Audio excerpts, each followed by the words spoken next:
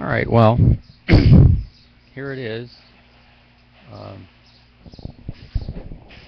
Here it is, June 14th. It's Saturday, and I have till the end of the day across the street. I'm at Home Depot in Canoga Park. I have till the end of the day to get all my stuff that's outside that I moved from a new thing over to the other place where my you might call it a I call it a family group, but storage, etc., seems to think it's something else. Well, maybe it is, because all these storage places and these corporations need not an undercover boss to check things out, but they need an undercover referee. And this undercover referee is the kind of person that goes in like a secret shopper. They walk into Home Depot or they walk into Carl's Jr. and they check out to see how the employees are handling different situations. Now, this is done all the time, and it's not done to really spy on their employees. It's done because they want things to run more efficiently. They don't bust the employee right there. They talk to them later if they're doing something, well, not appropriate. I hate to say the word wrong. With storage, etc., they don't have a very good corporate Bible because their contract has a listing of unconscionable things in it that if a person gets sick or falls behind, they overlock your unit. And then after 30 days, if you're late 30 days, they make you pay 2 months all at one time. And for some of these people that have lost their houses, they can't do that 2 months. It's impossible. And the contract even says no oral arguments. I'm going, what is that? No oral arguments?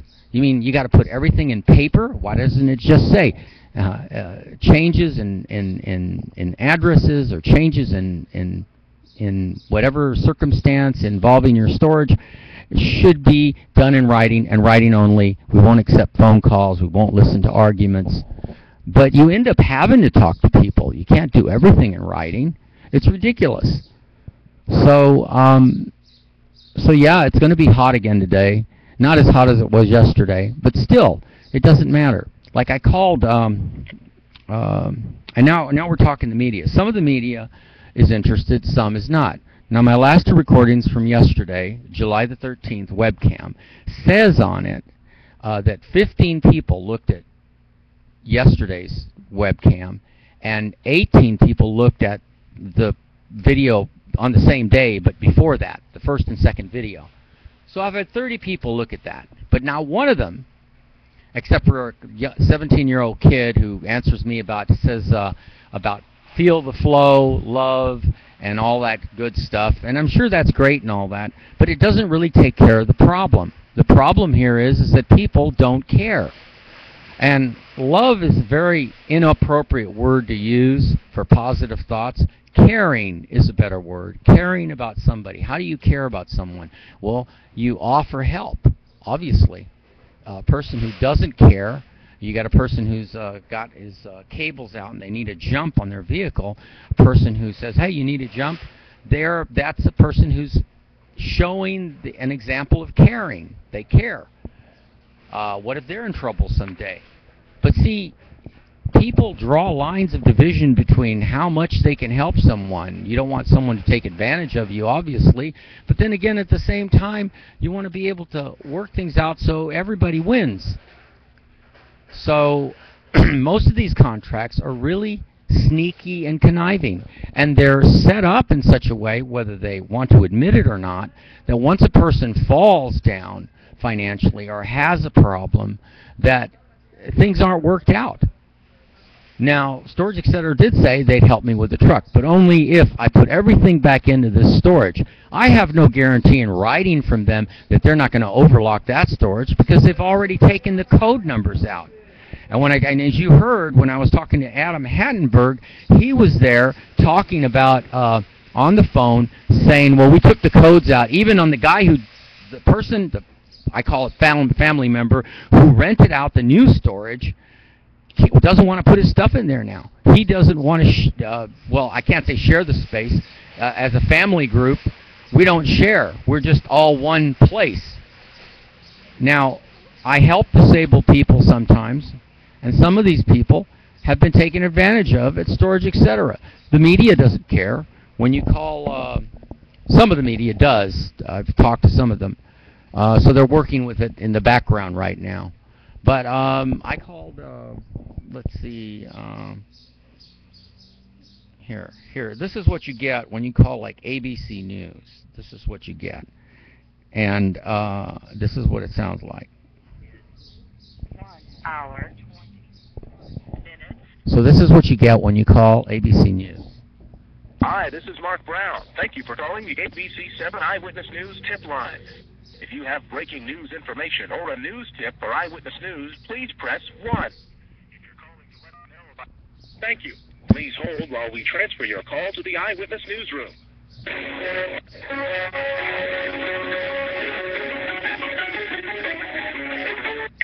is Kathleen.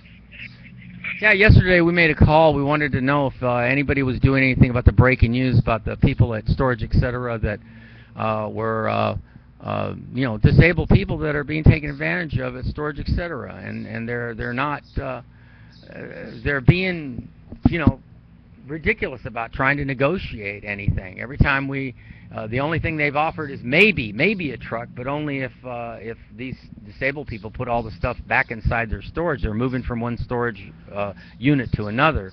And it's kind of ludicrous because working in 100-degree weather is hard on people, especially when they're, senior citizens. So I was wondering if you people are checking that out.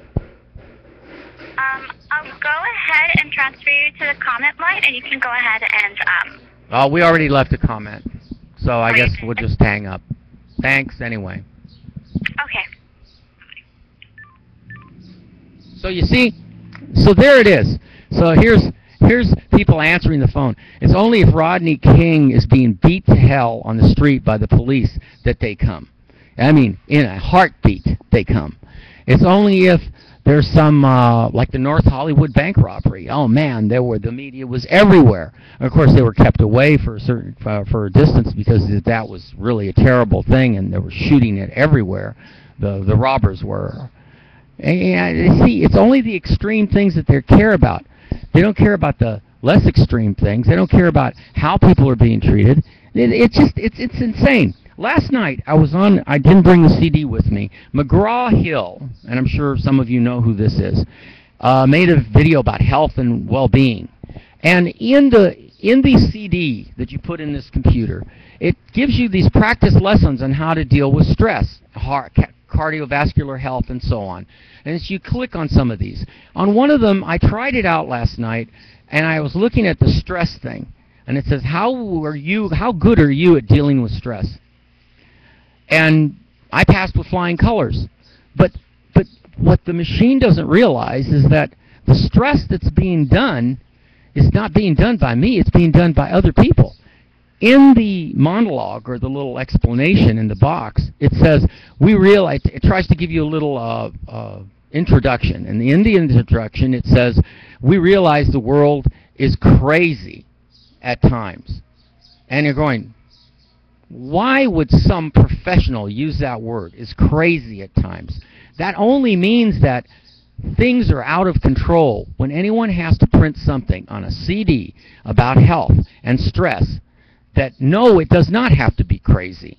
Like the 17-year-old who contacted me and say I should have more positive thoughts and talk more calmly. It's impossible for me to talk calmly. When I'm talking about things in the past, I immediately am stimulated by the hateful stuff that was being done to me, and there was nothing I could do about it. And this message is for you, Mr. 17-year-old free flow, that you believe in positive thinking. It has to be done by everybody. I just sent him a message saying it has to be done by every single person on the planet. If it isn't done that way, then it's not going to get anywhere. Now, this stress is being caused by things that there are solutions to them, and I'm one of the people that knows what the solutions are. But the government is scared of people like me. They really are. See, if somebody comes in, just walks in out of nowhere and says, I'm the fix-it man, I can fix this. And I'm not just going to fix one area. I'm going to fix all the areas. And I'm going to show you how to do it, but I'm only going to show you how to do it once. I used to hack the White House phone and leave all kinds of messages to the Secretary of State, the Secretaries of Health, Education, and Welfare. There are White House phones. There's ways. That's why I leave the monologue, the printing on the side of the YouTube tells you how to contact and call special private numbers at the White House. These numbers are the same numbers that the Secret Service threatened 3 days or no, a week before the Gulf oil disaster, which, by the way, was not a coincidence. On the day they were there threatening me with jail if I made any more calls to the private numbers. Of course, they didn't say anything about me telling people to call the numbers because, like the McGraw-Hill CD says, the world is crazy. And if the world is crazy, then who's responsible? Why, all of you are. Especially the politicians, especially the people in power, the people who abused me, took my cars, my boats, my motorhomes, and now part of my stuff is going to be on the street today because I'm not going to be able to rent a place to put any of my things, whatever they are.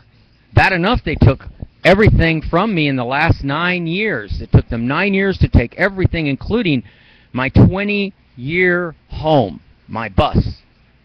And these people, you don't understand. None of you understand. You have to live through what I've lived through. That's why the videos, there's 200 videos there. And yes, you're going to hear a lot of ranting and raving, and I'm sorry for that. But that's what happened to me. And it's impossible for a person who's been through as much damage as I've been to talk calmly. Because all of the upset and the rants and raves are coming from the scars that have been left behind. My teeth that are broken because I grind my teeth at night because I want to get even, but I can't. How can I get even? No matter what anybody gives me, if they gave me a universe full of money, it's not going to bring back the most important stuff to me, which is I want everything back that you people took from me in 9 years. You had no right to take it. I don't care what your explanation is, Mr. Authority or Mr. and Miss Authority. I don't care who you are. You had no right to impede, destroy, and fictitiously use the color of law to violate my civil rights and violate the civil rights of my family and violate the civil rights of everything that I was involved in. And that's not counting the 30 years of possessions, the 30 years of work that you people stole from me. So who's going to make up for that? You know, me talking on YouTube is not doing any good. It's doing as much good as people, a person in Iraq or Afghanistan who lost their whole family from a bomb that went off, the friendly fire as they call it, that was caused by the United States. They lose their whole family. Don't you think that creates terrorism in their mind? They want to get even with all Americans? This is how its life has been since before the McCoy-Hatfield feuds. One relative kills another, then the relative from that family comes back and kills another. Al Capone, they hit us, we hit them. It's got to stop. And it can only stop through people like us. Abused people are the ones who are the most qualified to run for any political office. Here it is at 13 minutes. I am running as HRM, Cesar St. Augustine de Buenaparte. That is my legal name, and it has a title. And I'm not going to get into explanation of the title. You can look at my videos to find out what the title means. But that's not all of it. You people don't care. And that's what's wrong with your world. And it's an on and off care thing, like guerrilla warfare. Oh, I'll care for this person, and I'll care for 5 minutes, and I'll care for 30 minutes here, but I can't care all the time. So that's what you're doing. And because of that, no one is going to ever see any real peace or care in the world. It can change, but it isn't going to change by everybody thinking love, by everybody thinking caring at the same time. It's going to take a lot more than that. It's going to take a plan, a real plan. And I have that plan. But nobody, the media, is censored me. They don't want to cover me. They want to give me equal publicity as Obama or Romney or any of the presidential candidates because they had more money than me. A person who has no money can't run for president? Yes, you can. But if you have no money, you probably aren't even going to get to first base, much less you're not even going to get to the batter's box. Besides the fact that they're scared to debate me. I've given them enough ammunition. They've heard me rant and rave enough that they could safely accuse me of saying, oh, well, you rant and rave too much. You're uncontrollable. If you were in absolute power, you might do something that would really be outlandish. I'm not that stupid. Lyndon Johnson once said, when you come into that office, you can throw away your power very, very fast without advice, and not just from your advisors, but from everyday people. And Obama is not doing that. Presidents usually use 3 different types of models to run the White House. There's a collegiate model, there's a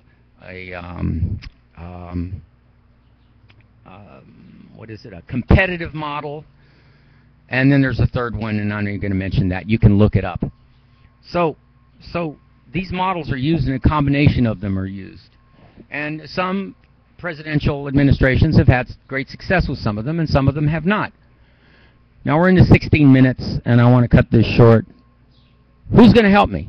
Who's going to bring a truck to storage, etc. at 8111 Deering Avenue in Canoga Park? Bring a huge semi. And how about moving me to another state? Because you've taken everything of value from me. All my hobbies, even my supplements that I need for my health, even that was taken from me. Everything, every stick, everything of value taken from me by the City of Los Angeles, Mayor Vigorosa, the lousy parking enforcement, the lousy police department, the lousy fire department, the lousy abatement unit of building and safety. All these people are not building and safety. They are evil. And until you people realize that, you're going to continue having incidences of bank robberies, incidents of heavy-duty rebellions and revolts. There was one the night before last in downtown L.A. They were doing sidewalk drawing, and man, now the police called out on initiative alert or something. I don't care. Why should I care? If an earthquake happens, I'll be the last person for a citizen of Los Angeles to ask me for help because I won't care. Why should I? Is anyone helping me now today? Is anyone? No. See you later.